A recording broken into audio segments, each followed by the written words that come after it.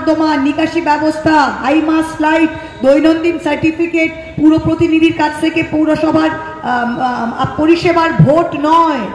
এটা ভারতবর্ষের সোলকে বাঁচাবার ভোট, এটা সংসদীয় গণতন্ত্রকে বাঁচাবার ভোট। আগামী দিনে আপনি কি খাবেন, কি পড়বেন, কাকে ভালোবাসবেন, সেই মৌলিক অধিকারকে বাঁচাবার ভোট। আপনারা কোভিডের কথা বলছিলেন দাদা। কোভিডের আগে আমরা বুঝতাম না অক্সিজেন বা শ্বাস নিচ্ছি এই হাওয়াটার দাম কত।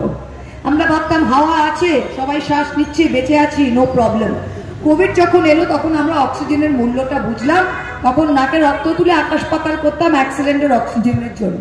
ঠিক তেমনি আমরা যারা এখানে বসে আছি সবাই স্বাধীন ভারতবর্ষে জন্মগ্রহণ করেছে। স্বাধীন ভারতবর্ষে জন্মগ্রহণ করে স্বাধীনতার যে কি মূল্য, মৌলিক অধিকার, নিজের ব্যক্তিগত ফ্রিডমের যেটা মূল্য, সেটা আমরা we take it for granted. আমরা ভেবেই নিচ্ছি যে দুর্গাপুজো নবমীর দিন আমি নিজামে গিয়ে রোল খাবো, আমি দুর্গাপুজোর দশমীর দিন আমি 5 কেজির পাঠা খাবো না 6 কেজির পাঠা খাবো, সেটা আমি গড়িয়াহাট মোড় থেকে কিনবো না পার্ক সার্কাসের হাজি থেকে কিনবো না কলেজ স্ট্রিটের গোপাল পাঠা থেকে কিনবো। বাস্তব কিনা? যদি বিজেপির এমএলএ হতো, জয়পুরে জিতে যেদিন জিতলো তার পরের দিন জয়পুরে রাজস্থানের এমএলএ গিয়ে মাংসের দোকান বন্ধ করে দিল।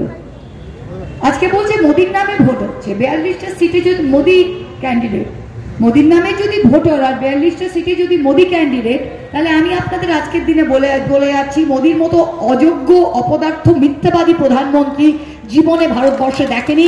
ও ভারতবর্ষের কলঙ্ক। আজকে মোদি বলছে যে গান্ধী সিনেমা যদি রিচার্ড অ্যাটেনবরো না বানাতেন তাহলে নাকি বিশ্বে গান্ধীর নাম কেউ শুনতো না। আজকে মোদি এটা বলেছেন। মোদিজি, আমি আপনাকে বলছি, আগামী 10 বছর 20 বছরে আমাদের সন্তানরা, আগামী প্রজন্ম একটা সিনেমা দেখবে, পেকু নাম্বার 1, সেটা দেখে ওরা বুঝবেন যে ভারতবর্ষের মোদি কে ছিল। আপনি বলছেন আপকে বার 400 পার, আমরা বলছি আপকে পার দক্ষিণে সাফ, উত্তরে হাফ।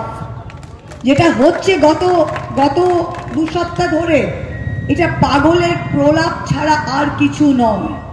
মোদিজির মিথ্যে কথা আমরা প্রথম থেকে দেখেছি। আসলে এরা কি জানেন, আমার বলতে এতটুকু দ্বিধা নেই, এতটুকু দ্বিধা নেই, আর আমি যা বলি তার থেকে আমি 1 ইঞ্চও সরি না।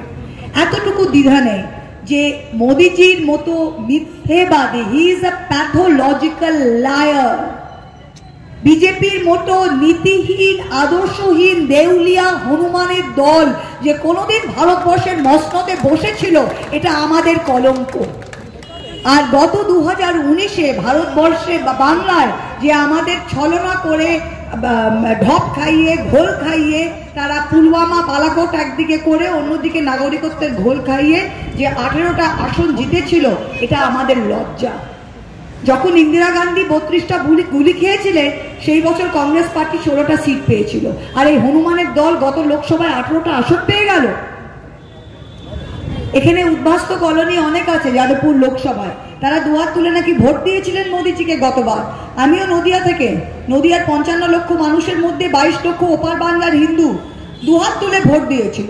বনগাঁ বেরিয়ে গেল বিজেপি, রানাঘাট 2.5 লক্ষ ভোটে বিজেপি জিতে গেল।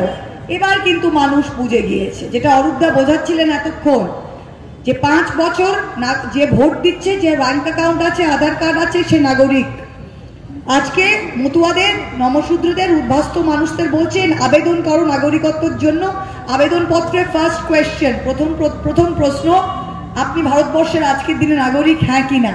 তার মানে আপনি যদি এই নাগরিকত্ব চান, তাহলে আপনাকে স্বঘোষিত আজকে নিজেকে সার্টিফিকেট দিতে হবে যে আজকের দিনে আপনি নাগরিক নন। তার মানে আপনি নিজেকেই নিজে বেনাগরিক করে দিচ্ছেন। আসামে 12 লক্ষ হিন্দু যেরকম বন্দি শিবিরে পড়ছে, আপনারও আগামী দিনে সেই অবস্থা হবে। বাংলার 11 কোটি মানুষের মধ্যে একটা আবেদনপত্র আজ অব্দি পড়েনি, আজকের দিনে একটা এখনো পড়েনি। যেই মতুয়া মহাসংঘ দুহাত তুলে বিজেপিকে সমর্থন করলো, আজকে সেই মতুয়া মহাসংঘ নদিয়াতে বলে দিয়েছে